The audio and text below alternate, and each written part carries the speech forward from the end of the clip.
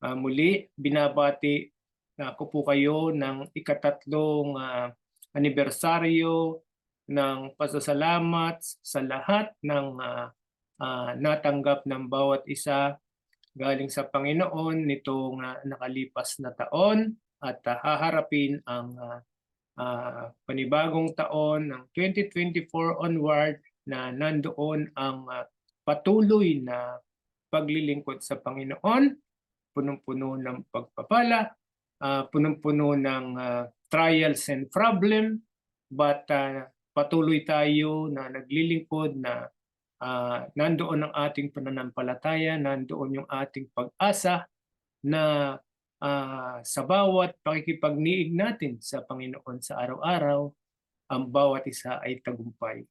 So maraming salamat po sa inyong lahat at ang pagpapala ng Panginoong Diyos at ang grasya at habag ng Panginoong Hesukristo at ang pakikipisan ng banal na Espiritu ay suma ating lahat. Amen. Thank you po, Lord. God bless us all.